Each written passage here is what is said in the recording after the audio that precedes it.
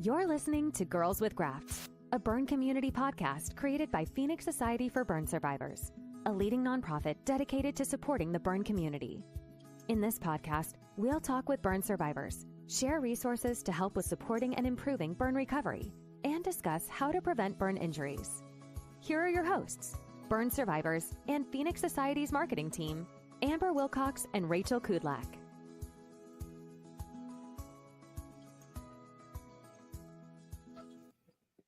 Hello and welcome back to Girls with Grafts. I am Rachel Kudlak. I'm one of the hosts of the podcast, and today I'm joined by my lovely co-host, Amber Wilcox. Hi, and good afternoon, is it now? Good to get started today with another wonderful podcast. But before we get started, Rachel, do you want to introduce today's sponsor? We're super grateful to have our sponsors that continue to allow our show to keep going. Yes, so today's podcast is powered by UL Solutions.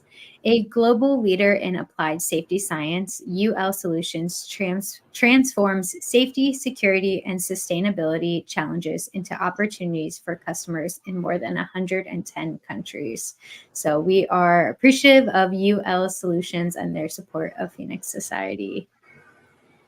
Yes, and I can't believe we haven't had this guest on the show to date. I'm really surprised. I don't know what's happened, but I'm super excited that he's here to join us. I think our burn community is very familiar.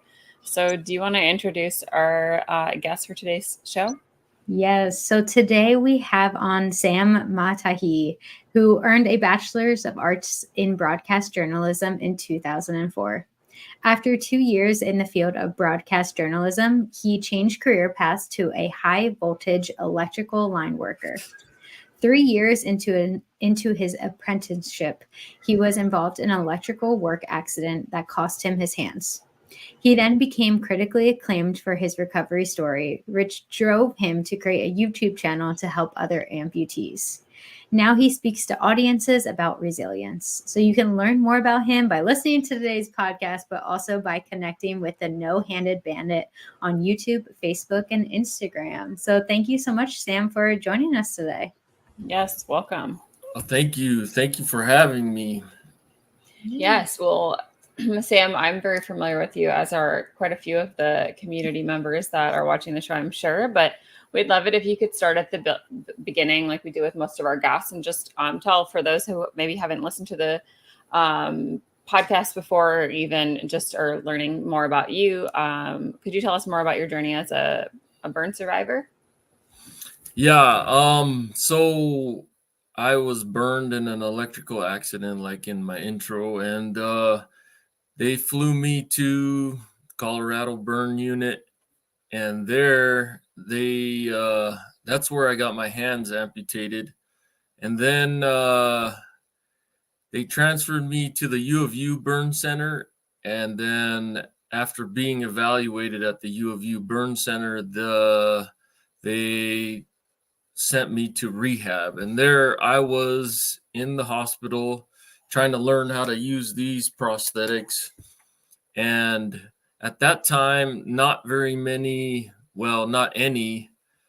people were putting content online for people that have double hand amputations.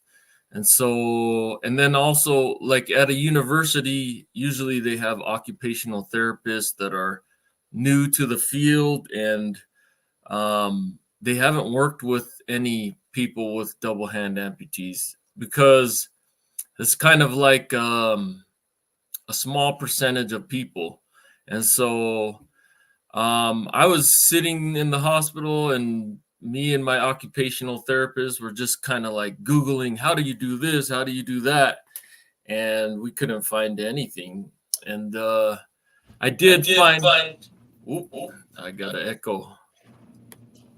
I found a guy selling DVDs, and I was like, man, that ain't fair. Selling DVDs for people that are in a a difficult situation is kind of like taking advantage. And so I decided at that time I'm going to figure out how to do this stuff, and then I'm going to put it on YouTube.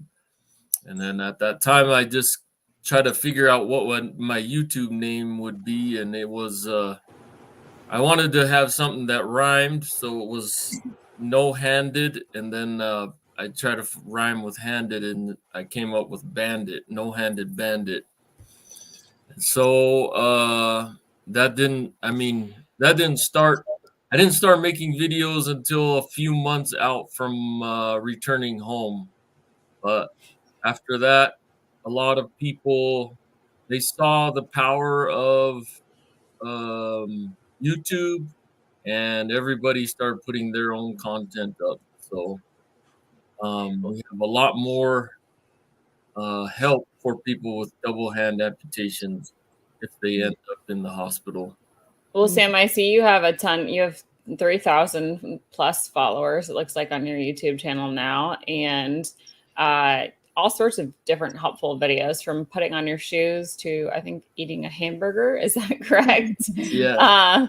So maybe how do you come up with your videos, or what is it that you're thinking about, when you're creating these videos? So sometimes I'll do a video by the comments, and I like to do the comments because then I know someone needs it. If I don't hear any, a lot of people are just shy and they don't comment at all. Or I could see them, they're like having these new prosthetics, and typing sucks and getting online sucks. So they won't comment. And then when it's a lot of times it's me coming up with something creative on how to do something. And I like to make my videos kind of like have a little bit of creativity. Like in that hamburger one, I dressed as a hamburglar. I love it. And I had a referee shirt. So if I can dress up in a costume, that's like more added bonus to what I'm going to do as a video. Right now, I'm working on a video about my journey to Ukraine.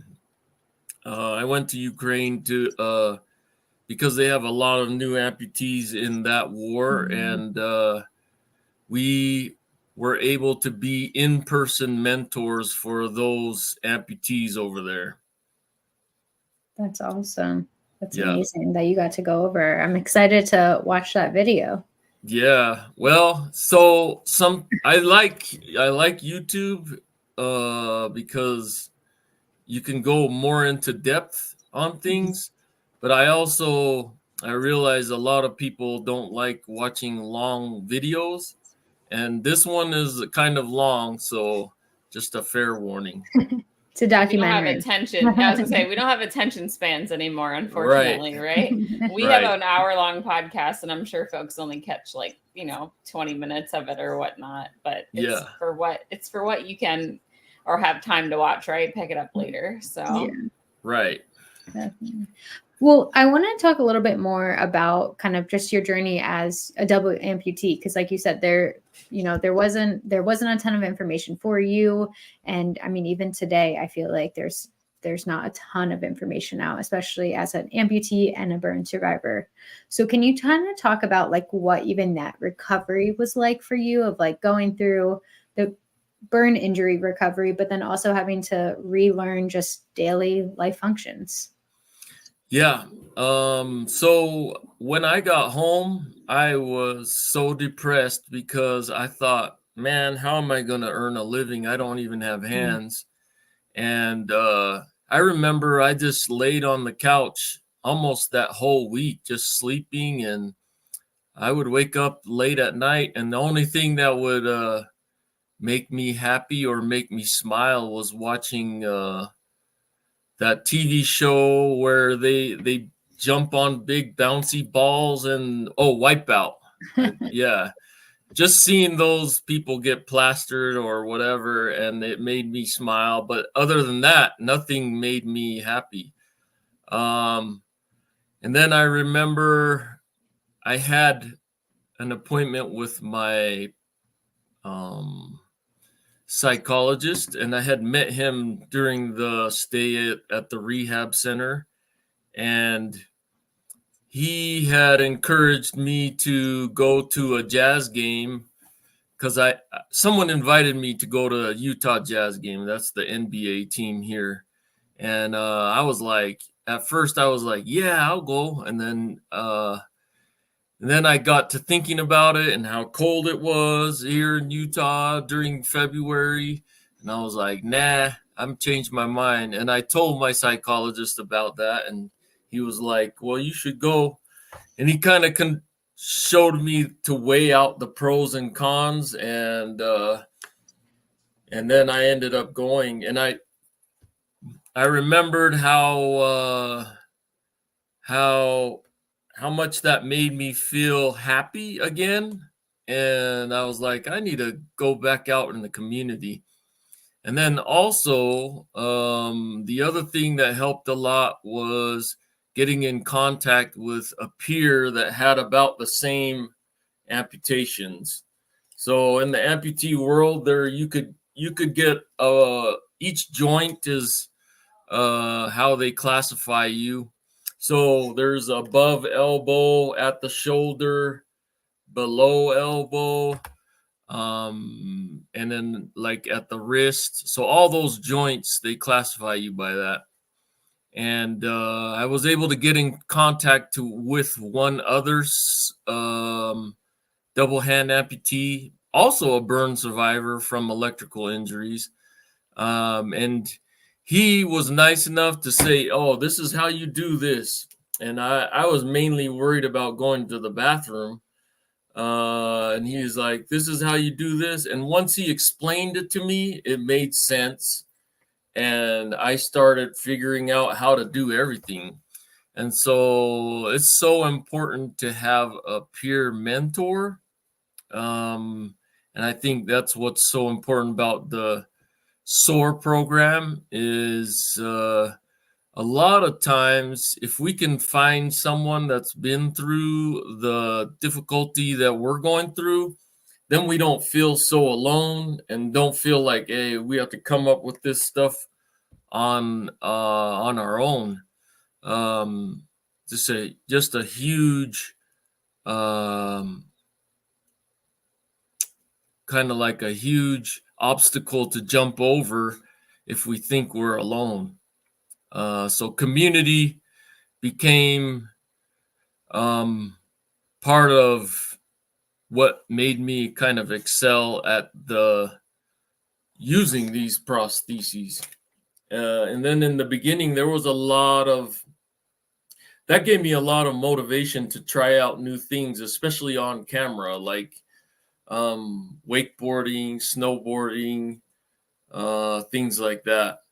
So yeah, I think those two things helped out a lot. And then I also had participated at that time in burn group therapy. We would have a burn group and I would be able to talk about my problems.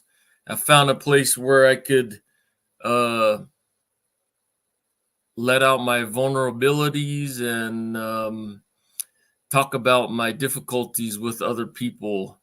And even though they weren't experiencing the exact same thing, they were able to listen. And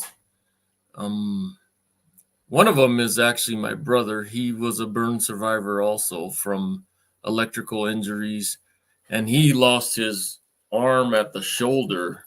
And so have a lot of different peers, but it's always good to have a peer that's going through kind of a similar situation.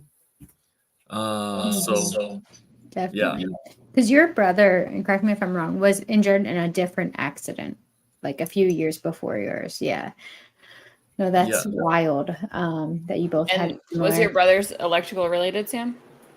Yeah, he was on a power pole, and they had mapped the electrical company had the electricity flow backwards on the map. So what he thought was live was dead, and he got burned by the power lines. It's crazy that both you and your brother had such similar injuries and similar stories, but weren't, the stories aren't related, even though you guys are. But I definitely, even though I'm sure you and your brother, could offer each other that support, it's always nice to have someone who's not a family member, not even like a friend, just someone who has that same injury or is close to an injury as you, that you can just vent to, share, wins and challenges, and just have someone that's kind of like a step away in a way. True. Yeah, absolutely. Well, Sam, I want to talk a little bit more about your prosthesis. And I know, like, when you first were injured, right? I'm sure, like, before you started creating these videos, you kind of had I think you talked a little bit about this, trying to find unique ways to use different things. So can you talk a little bit about, like, kind of in the beginning, did you have the same, like, positive outlook that you maybe have now, or was it a little bit, were you struggling? I know you said you were Googling things. So if there wasn't a video, like, how did you make it work? Did you work with someone on that? Kind of what would be the process there? So in the very beginning in the hospital, it was easy to be positive because everybody's visiting you and kind of encouraging you and helping you see the bright side. And so in the beginning, while I was in the hospital, I was super positive. And then also, while you're in the hospital, you have nurses that can come help you at the push of a button. It was when I got home that I was like super depressed because it was like, how do I do this? And then also, as far as prosthetics go, they have these, they're hooks. And the technology of the split hook, just this end part, is so old. It's like, I believe it's from World War II or something like that. But because I was burned while at work and I had workman's comp, they did get me other prostheses that had like hands, robot hands that I can open and close, and they're articulating. And so in the hospital, you're kind of thinking, wow, those prosthetic hands will be awesome. They'll be just like my other hands. And then I put them on and I start using them, and it's like very slow. Sometimes it opens when you want it to stay closed, and sometimes you're dropping a lot of stuff. And so it wasn't all that it was cracked up to be. And sometimes it could feel like those things, technology will save you. I'm going to be like Luke Skywalker spinning a sword around.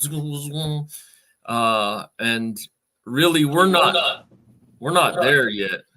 Mm-hmm. Yeah, I know exactly like the hand you're talking about. And it's interesting how, it's not as cracked up as, you think it is. Like you said, like, oh, it's a hand. I'll have the same functions I used to have, but it's just not the same. Yeah. So do you always wear your prosthetics, or are there times you don't wear them, or kind of what is that like? About 98% of the time that I'm awake, I'm wearing them. The only times I'll not wear them is when I'm taking a shower. And that's about it. But there's some things where I'll let the arm hang and just use this. Sometimes a lot of times it's when you're interacting with touch screens that are old. And then there's times where I put on these basketball prostheses, and I play basketball every Saturday. And that's another time I'll take them off. I used to run with them off. Like, I'd run this little route it's like 4.7 miles. And I would take them off and run with it. But recently I got a dog, and she likes to run too. And so I'll run with my dog, but then, you know, when the dog needs to go to the bathroom, then you have to pick up the poop. Yeah. And so you struggle to pick that up without your prosthesis. Exactly. Yeah. The first few times it was like I would remember where the poop was, and then when I get done, I'd have to drive over there and pick up Yeah. the poop. Then it gets to be too much, I'm sure. Yeah. Yeah. So talk to me about, it's fascinating to me that I didn't even think of it. And I think there's a lot of things kind of just like being burned in general, right? There was a lot of things before being burned I had no idea. So when you talk about touch screens, like using your phone, I think about like texting, and I'm sure you had a video on this, but do you use voice to text a lot? Like, what is it that you use the most to text? So I actually use these to text, and I do the swipe to text. Okay. But it's interesting how the touch screens have changed, because in the beginning, I had an Apple phone, and it was the old Apple phones, and they replaced the screens. And once they replaced the screens, the touch sensitivity gets a little different. And I would have to get a stylus every time to text or even use just the web browser. And I'm like, oh, I'm so sick of having to use this stylus every time. One time I was on a cruise with the amputees, and we were looking at this screen that had the agenda for the day, and it was a Samsung screen. And I was like, oh, it's a touch screen. And I said to my friend, I bet this won't work. And it was crazy because it did. And I was like, wait a minute. If this works on us and it's a Samsung TV screen, this Samsung telephone might work with my hooks. And it turns out it did. And so ever since then, I switched to Samsung. And then recently, I've noticed that the Apple phones are working with just the hook. That's fascinating. Yeah. No, that's just like things like, you know, I don't think about on a day-to-day of like, I have an iPhone and I don't think I could ever change. So now I'm like that, just little things like that. Or I'm sure when you go every day, everywhere now has like the touch screen when you pay for like a tip and to sign. And I'm sure, you know, different ones you have different experiences with. Totally. Do you prefer to, like, I feel like I'm stubborn as well, Sam. So I feel like even though it's probably harder to text, I feel like I would still prefer to text than talk on the phone. I don't like talking on the phone. Do you still prefer to text, even though it's probably more difficult than talking on the phone? It depends on the situation. Yeah, I don't mind calling. And it depends on the person too, because I know a lot of people only like to text. And then I wanted to add that I started using talk to text more. I just feel weird talking to the phone, but I do too. And there are some folks, like I'll never forget. I don't know if I was with you, Rachel. I was on like a bus for this gentleman, and I thought it was the last time I went to Michigan, where this gentleman was like using voice to text. Obviously, he didn't need to use it, but it's like in the middle of this crowded bus and folks have no problem using it.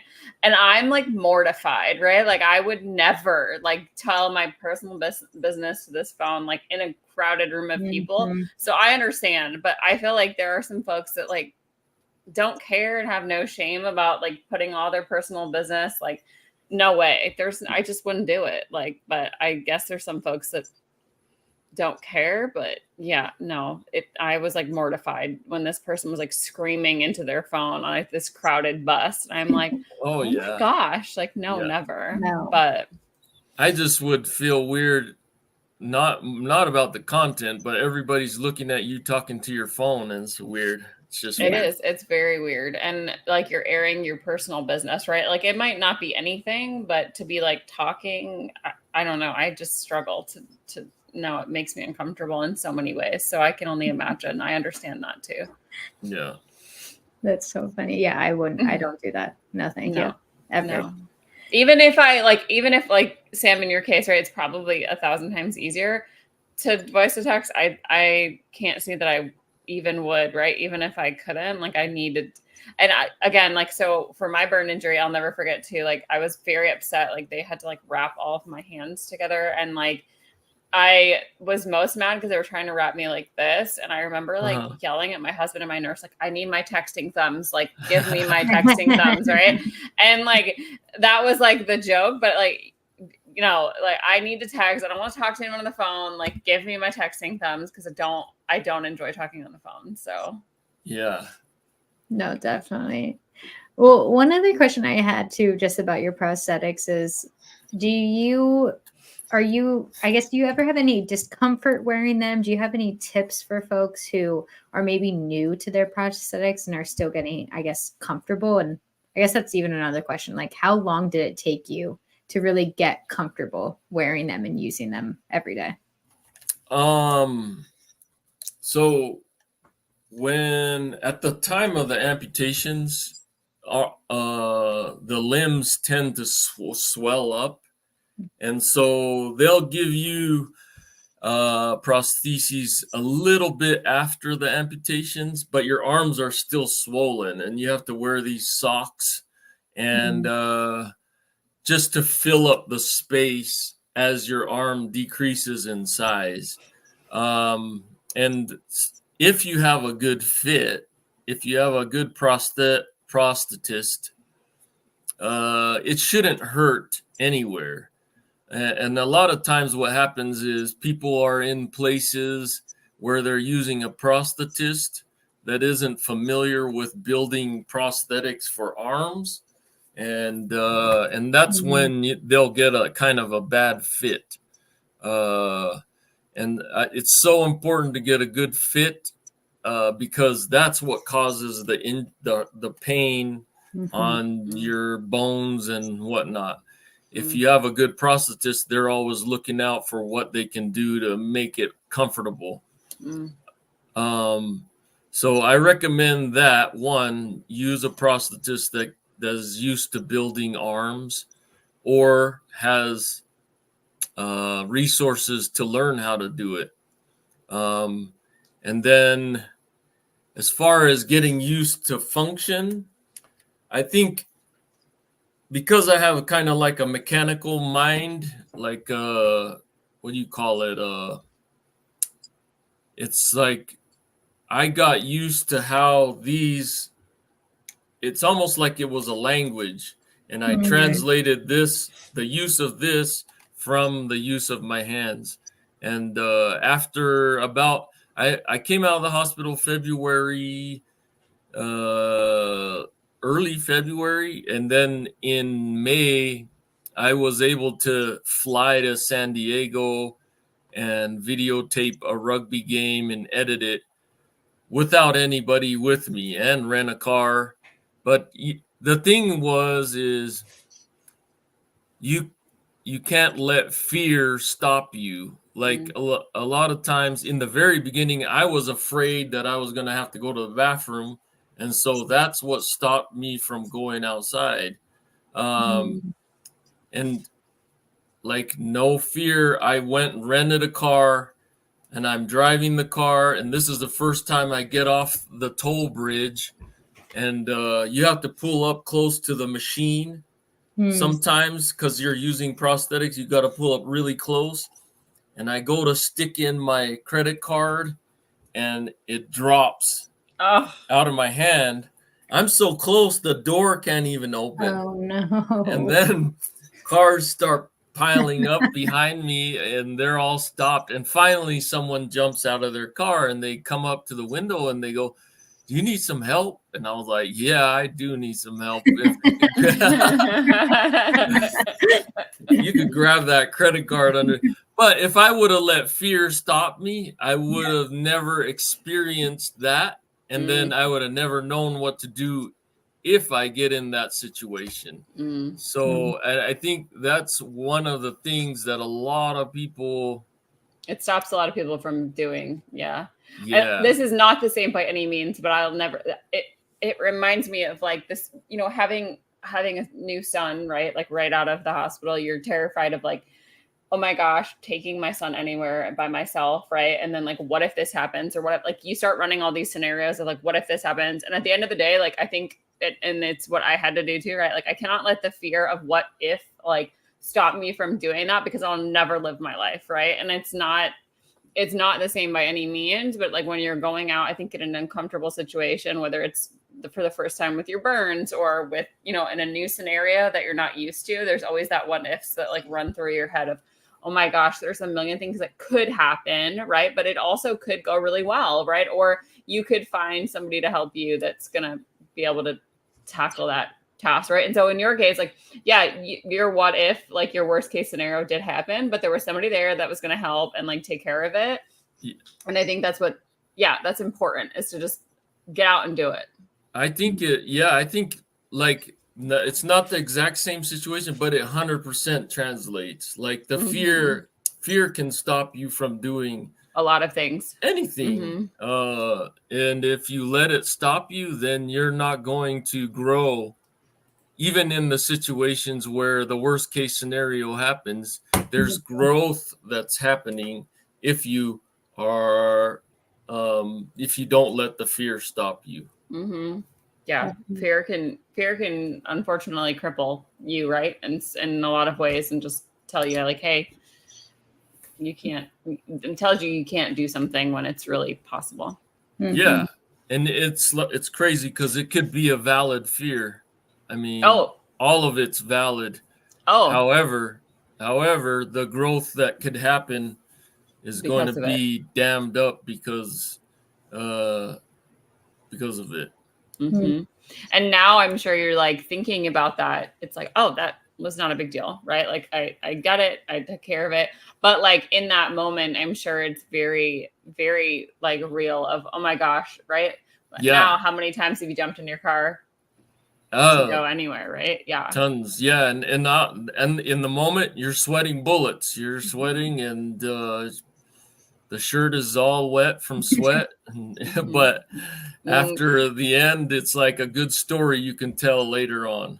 And I'm sure like, I think you need sometimes those worst case scenarios too, to get over your fear. Like I know I will never forget, like, again, not the same thing, but I took my son out and he had like a massive blowout. Like I was by myself. He was screaming, like having a meltdown.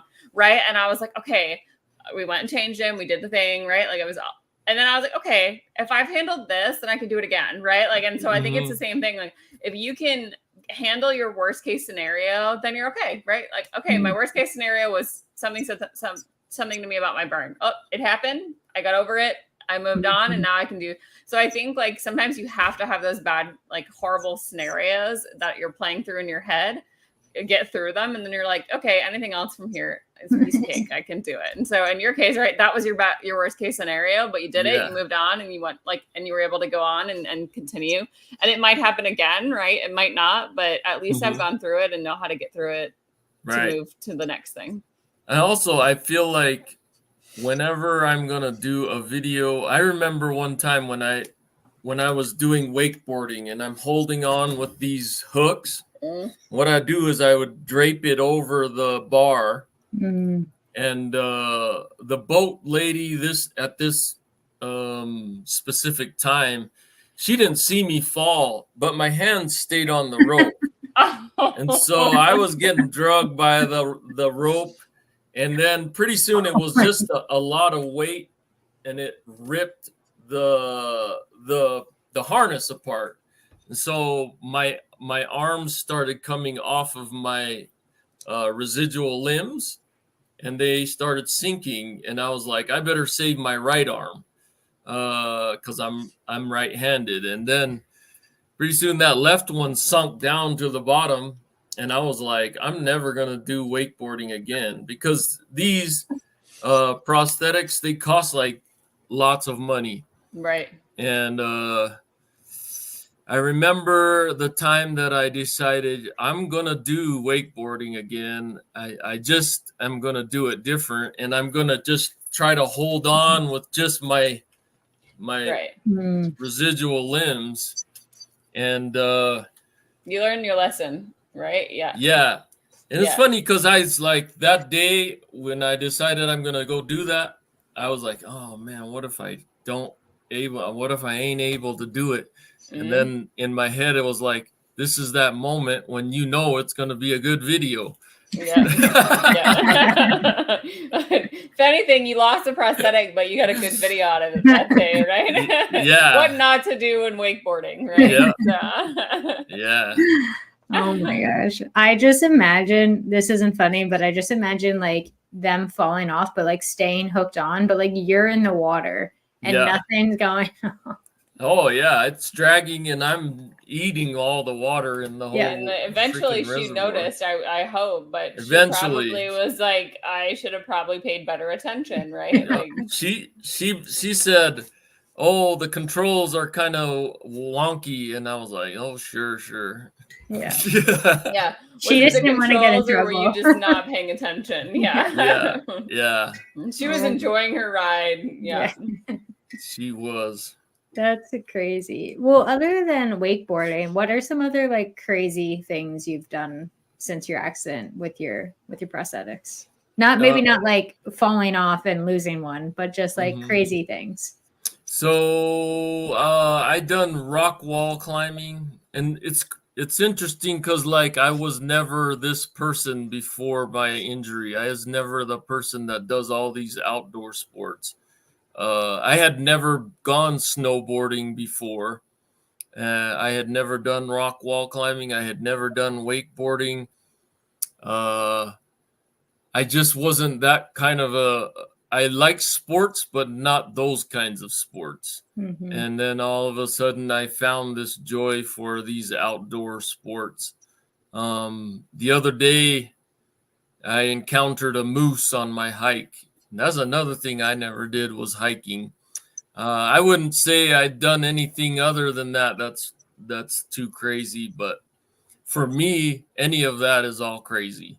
For me, pre-injury. So did the moose I need to hear the rest of the story. Did he get upset with you? Like, what happened? Me and my dog were hiking, and we're up at this canyon called Killian Canyon. And we're coming back from our hike, and in the meadow, I see this moose in the distance. It's like way over there. This is a place where you can walk your dog off leash, which is why I like it. And she likes being off leash. And she started barking and like, roar, roar, roar, roar. And pretty soon the moose is coming towards us. I'm like, hey, stop it. And she's off leash. And I'm like, hey, come here. Let's go. She just keeps barking. This moose comes, it's about within, I would say 30 feet of us. I'm just like, can you stop barking? And she just keeps on barking, backing up, barking more. And finally I got her to come to me. But yeah, we escaped the moose.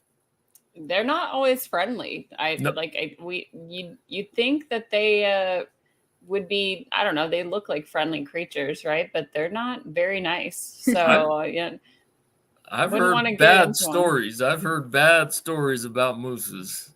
Yeah, I don't think I'd want to encounter one. And my dog is the same. She's, 2 feet off the ground, but has the courage of, a moose herself. So I can only imagine, right? Like sometimes your dog will get you in more trouble. What kind of dog do you have, Sam?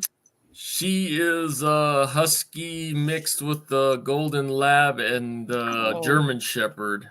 Oh, so she does have some bark and some bite to it. Yeah, she's fluffy though, and she's crazy. My dog is mostly German shepherd, but also has lab and husky in him, and he's a baby though. If he would see that moose, he'd be running away. He doesn't like. We have a lot of kids on our street, and those like little like cars, like the RC cars that they drive around. Nope. Sees one of those, the walk is over. We're heading home. Oh wow. That's the opposite of mine. Mine wants to chase those RC cars. Yeah, it sounds like luckily that moose. Did you get a photo of the moose? I would have been there with my phone, like taking the photos of the moose. I got video of it. Oh, yeah. Sounds like it's another YouTube video there as well. Oh, it's got a lot of rotation on the Instagram. I mean, the TikTok and Instagram.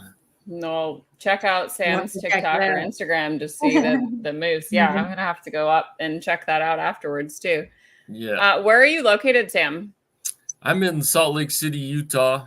Oh, so you've got lots of moose hanging around there. Yeah, lots of mountains and all kinds of adventures to do. Yeah, we don't run into moose here in Florida, but definitely some snake, right? Some snakes and other warm weather creatures. But yeah, stay away.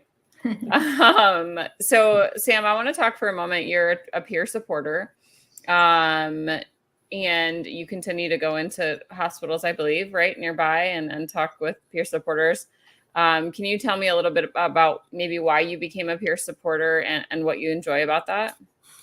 So I became a peer supporter because I was involved in that group, our group at the burn unit, and we have it every week.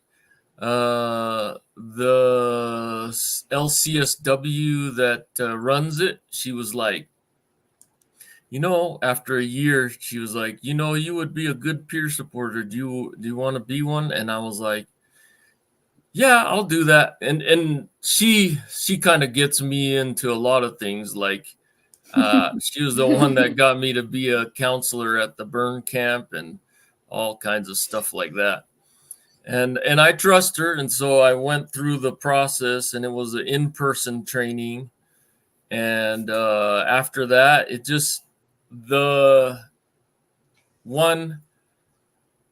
gives my accident meaning. Like, I'm like, oh, this happened to me, and there's something I can give back to all those that gave so much to me. And I'm not here on this earth just existing. I'm also giving back, and that feels really good. And I always go up and visit with new patients, especially kids, and especially ones that have experienced amputations.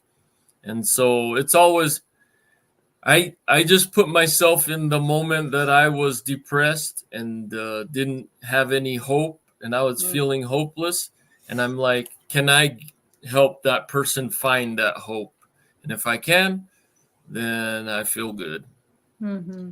I think it's important. Sam, you've inspired me, right? Like, I see how much that you can just, even with the adversities that you're facing, right? You have no fear, just talking about rock climbing and whatnot. So I'm sure those experiences are inspiring, not to just someone who, right, still has, right, their arms, but to someone who's maybe, especially a kid, right?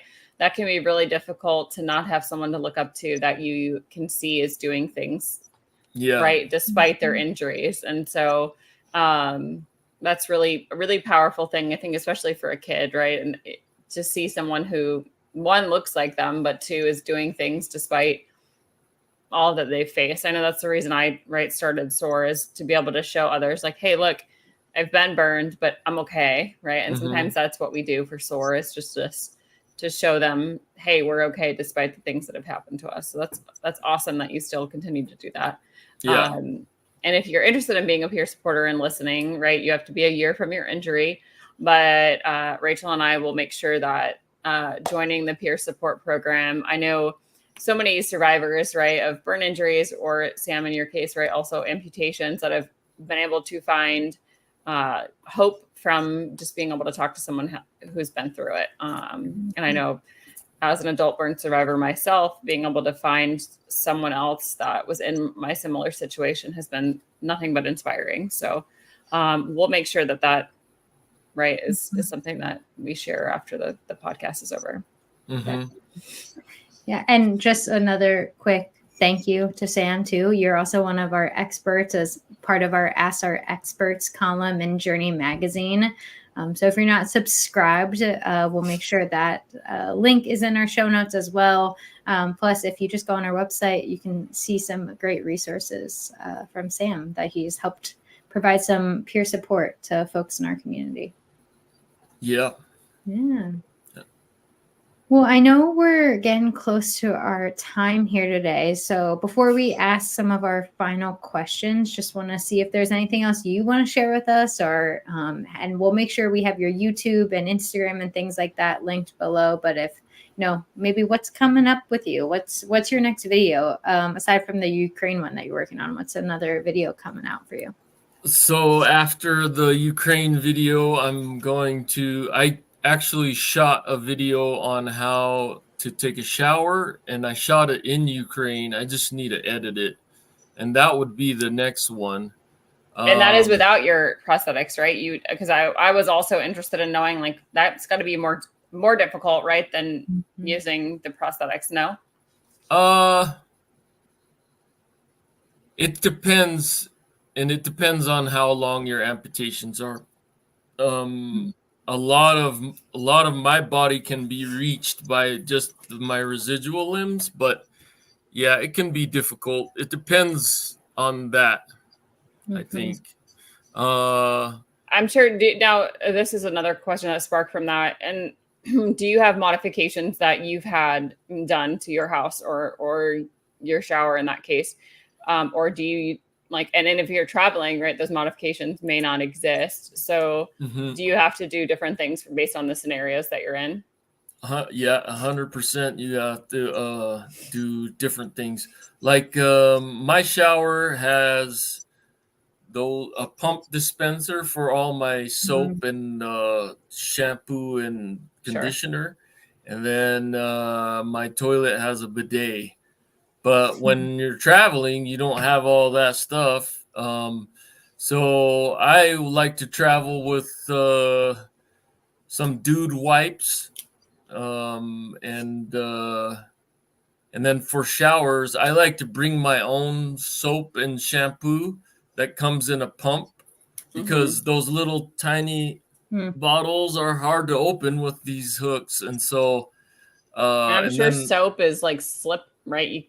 Like regular bar soap is more difficult, right, than those pumps. Yeah, I don't like bar soap when I'm traveling. But if the only thing I have is bar soap, I will use my feet and just rub it against the washcloth, and then that will get soap on the washcloth.